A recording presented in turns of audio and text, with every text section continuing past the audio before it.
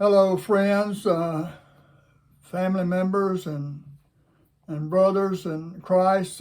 This is Frank Holmes coming to share with you the life story of my childhood and from Cabbagetown. It's called Duke of Cabbagetown, and this is the third chapter, and I'm going to try to cover as much as I can in a short period as I can, without skipping anything that I think that was important and that was relevant and fun times in my life as a child. When I left off on the last chapter, chapter 2, we were living in the Grant Park area over near Grant Park and just on the other side of Cabbagetown. But like I said, we were always in Cabbagetown.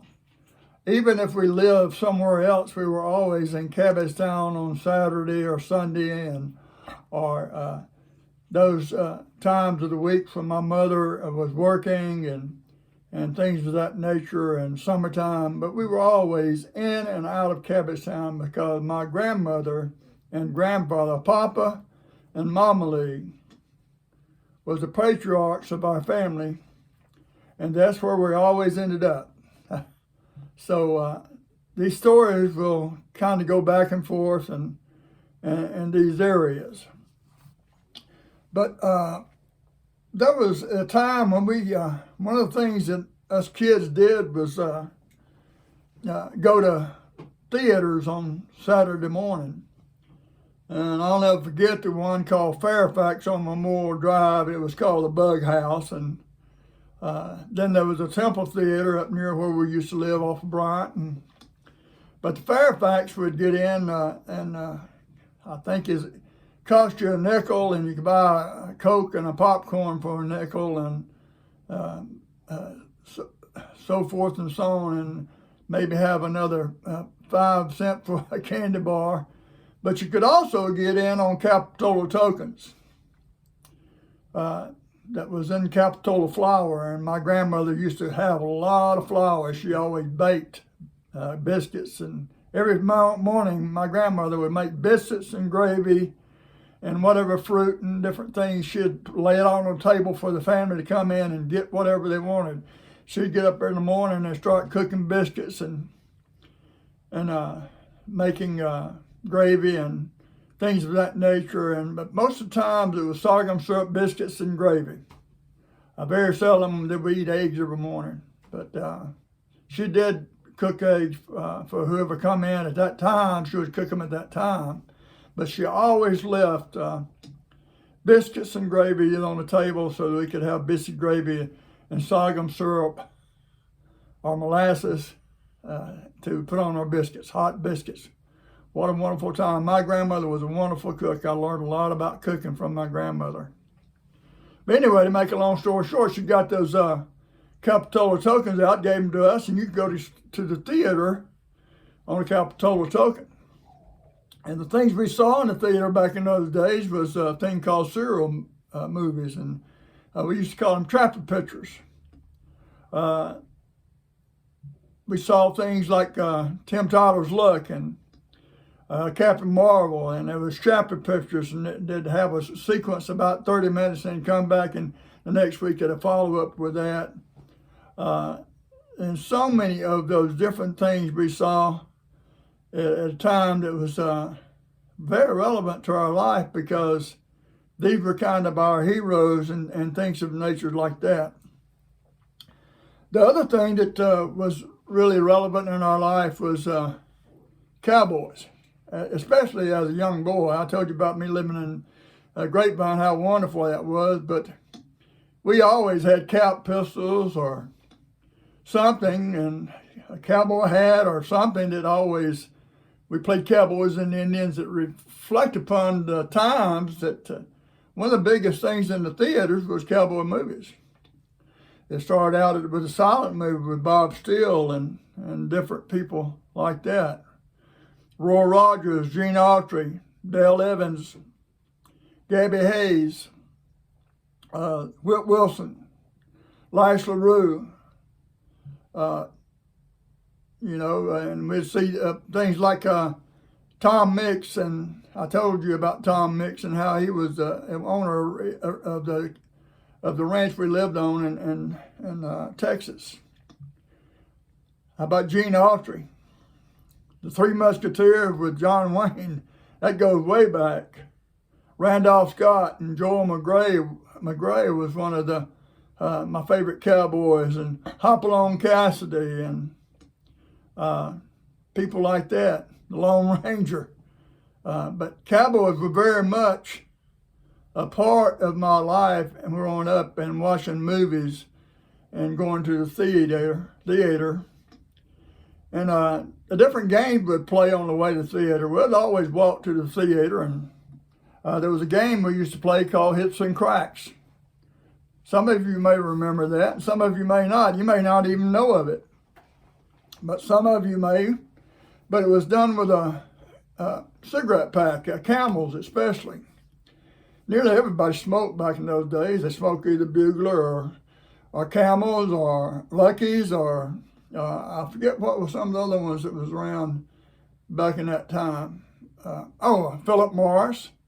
But the Camel pack especially, and people would throw these packs out on the street, and once they got empty, they'd throw them out, and you just walk along on the way to the theater, and we'd first one claimed the pack, they'd go up to it, and it had a little label on it, a blue label on it, if you remember that. It overwrapped the pack, and you lift up the blue label. It either had underneath the label was a plus or a minus. And if it had a plus on it, the person who found the pack and stepped on the pack could hit you. That was called a hit. And if it had a minus underneath it, that was called a crack, and you could hit a person across the arm like that as hard as you could. It's called hits and cracks from a Camel pack. And that was one of the games we played, and we also played things like saw a can alongside the road. It's called kick the can, and you'd kick the can and see how far you could kick it, and then you'd run and have to be caught, different things of that nature, and we all played tag and so forth and so on. But here to say again, we never left out of Cabbagetown, even though we lived in other areas around Grant Park. And one of the things I remember greatly about my grandmother's house and about the times there was that she always had meals on the table. My grandmother would get up early in the morning before everybody got up, and she had a big family. She had 7 children of her own and multiple grandchildren. I forget how many, but that was there for the family, for everybody. And she'd make breakfast. First thing she'd do is make breakfast. She'd get up and make biscuits, homemade biscuits. Oh boy, they were wonderful. Homemade milk gravy, and sometimes she would cook fatback or strychnine, and she'd cook eggs if you come in, but if you didn't come in, she wouldn't leave cold eggs out on the table unless it was early in the morning. But she always had that. She'd have it on the table in the middle of the kitchen, and then she'd have it covered with cheesecloth. You know what I'm talking about, the old cheesecloth stuff that looked like plastic on one side and cloth on the other side to keep flies from getting on it. And anybody could come in that house. I didn't care who it was, not just family, but also people walking down the street of Cabbagetown. I mean, I can't begin to tell you how many times I had seen my grandmother allow a drunk come in and sleep on that front porch with that metal lighter, and then she'd offer him a meal. But she always had that in the morning. And then after she'd cook breakfast, she'd start cooking lunch and cooking dinner. And she'd cook a full meal and have it done by 2 o'clock, and people would come in and get all the food that they wanted to eat. And my grandfather was a peddler all of his life, a fruit and vegetable peddler. So there's always something that she cooked. But didn't always have meat. Sometimes we'd have chicken. And boy, I'll never forget the first time I ever skinned a chicken after cutting his head off, wringing his head, popping the head off of a chicken. If you've never done that, my grandmother taught me how to do that, and I could pop one pretty good and snap it right off. But when you had to skin one and get the feathers off, I don't like boiled chicken today because of that. My grandmother had this big old pot boiling, and we'd go over there and drop the chicken in, and that's what it did. It got the feathers starting to break loose, so that when you pluck the feathers off the chicken, it'd be a lot easier to pull out. And then once you did that, then she put it back in there and start boiling it in order to pre-cook it so that we could have chicken. And I'll never forget, as long as I live, the smell of boiled chicken. Therefore, today I still can't eat boiled chicken. Won't eat it because I can't stand the smell. But she always had meals on the table for us. Praise God for that. We never did go hungry.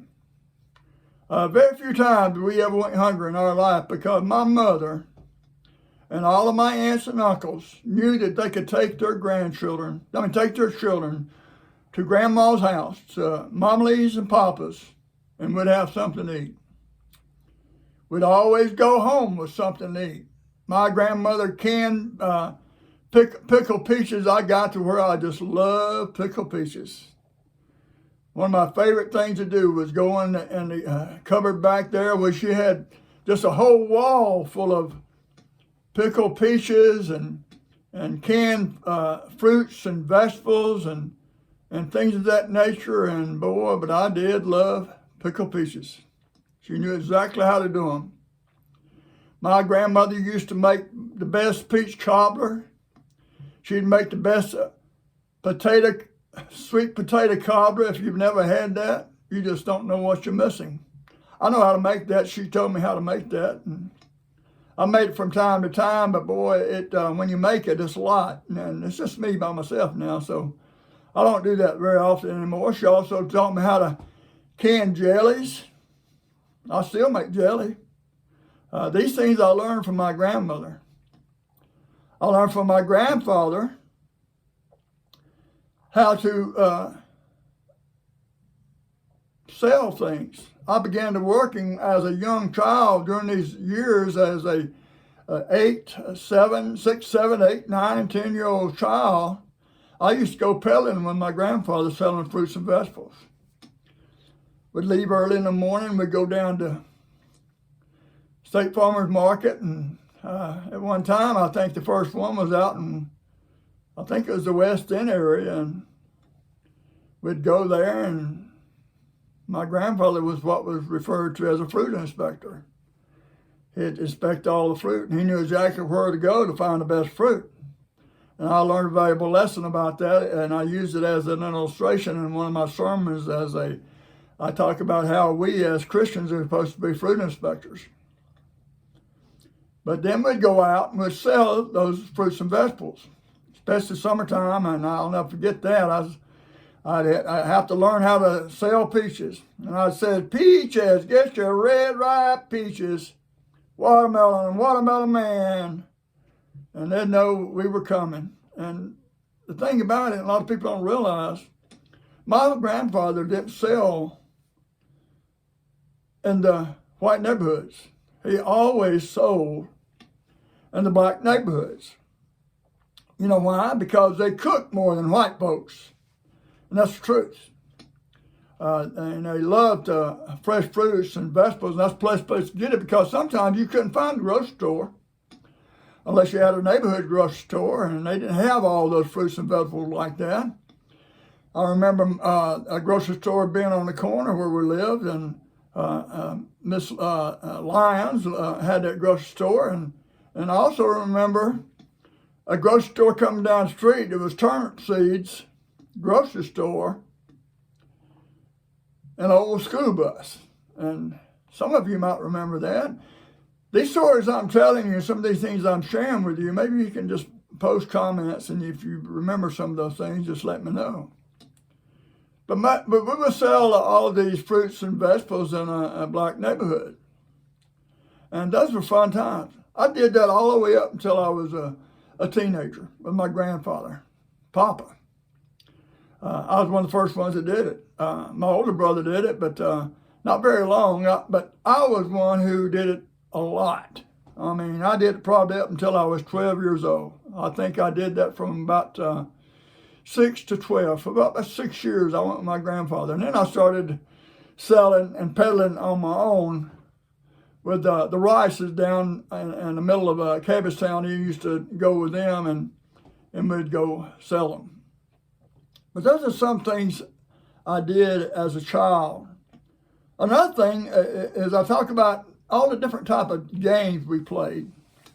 You know, as a child, we only had one gift as Christmas comes along, because 3 boys and my mother and father couldn't afford nothing else. Plus, they didn't want to spoil you. We weren't spoiled at all. And some things we had was roller skates, BB guns, cap guns, homemade slingshots out of a limb, you know, and you put rubber bands made from the tires off of a bicycle. Back in those days, the inner tube was made out of real rubbers, and you split them and make them round, and the thinner they were, the more they stretch, and the redder the rubber, the more it stretch. We also made these thing called rubber guns made out of wood, and had a clothespin on the back of it, and you stretch it on the front of the gun, and you mash the clothespin and release the rubber band, and you'd fire that. So flips and slingshots were a regular thing in our life. And then another regular thing in my life was a thing called a pea shooter. Everybody had a pea shooter back in those days. Especially all the boys did. And I would always look for different things to shoot out of a pea shooter, but one of the most prevalent things that we found that worked well was a chinaberry.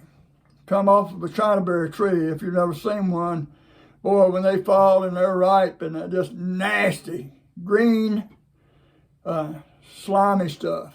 But when they're hard, when they first come out, a certain size, you can pick those things off, and boy, you can put a whelp on somebody.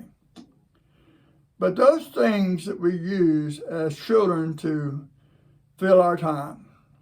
Wonderful childhood. I wouldn't take nothing for those years.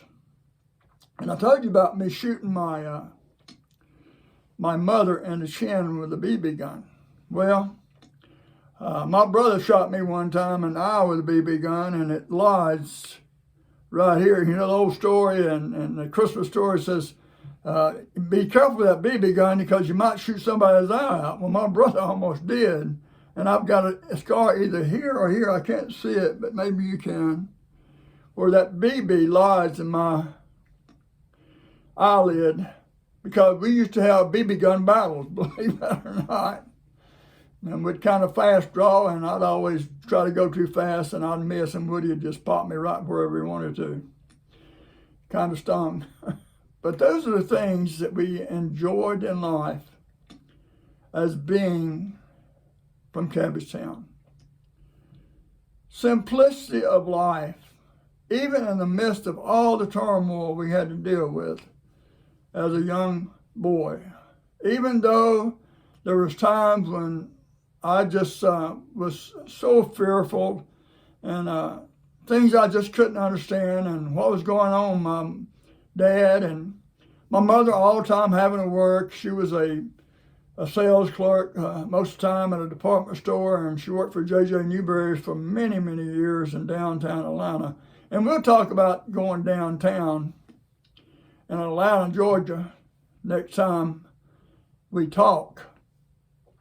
But we lived on Bryant Avenue, or Bryant Street first, and then, I mean, not first, but during that period of time of when I was like first, second, maybe a little bit of third grade. And we also lived on Cherokee Avenue,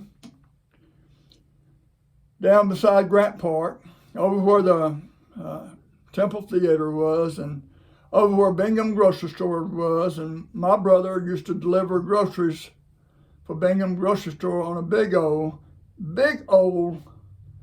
bicycle. I think that back then they had 26-inch tires or something like that, or 32-inch tires. They were big, huge, and had a big old basket on the front of it, and they filled that thing up with groceries, and he'd ride down the road and deliver groceries to people in that area. So during the period of time we lived on Bryant, we lived in Cabbagetown off and on, and we lived in a Cherokee, off of Cherokee Avenue, and different places of that nature. So we were constantly moving. And Daddy had a hard time keeping job because of his drinking. But Daddy was a hard worker. He was one of the hardest workers anybody's ever known. He was a likable guy. He was a good-looking man. In fact, he looked like the fellow on, back in those days in one of the movies, Boston Blackie. You ever seen that movie, or the serial program, or the movies of Boston Blackie? He was a good-looking man. He looked like a Clark Gable. He was about 5'8" or 9, and very handsome. I came from a handsome family. My grandmother, everybody in my family were good-looking people. We were cursed. My mother was a beautiful woman. My father was a handsome man. And as a result of it, what that does, it leads you to temptation. I want to help you to understand that. You're probably blessed if you don't have great looks, or if you're not handsome, or if you're not beautiful. Don't ever think that you've been cursed because of that, because let me tell you something. You're a lot better off than those who are constantly tempted because of their looks. What a curse that can be sometimes. And people become so naive and so narcissistic when they're like that. And that can be a problem, and that can be a curse. Just to share a little bit of that, because I believe my daddy was in that category. He was a fighter. He was a lover. You ever heard that song? I'm a fighter and I'm a lover. But he was also a hard worker. He did provide for us. But there was times when, boy, he was a totally opposite person. My father was one of those type of individuals who everybody loved, but he'd go wayward, and he'd be one of those mean type drunks when he gets drunk, and different things of that nature. Some of you people know about that. But anyway, next time I'll share another story with you, and I hope you're watching. And if you can relate to some of this, please drop me a line and let me know. God bless you, my friends. I hope you enjoyed this, and I'll see you next time. Bye.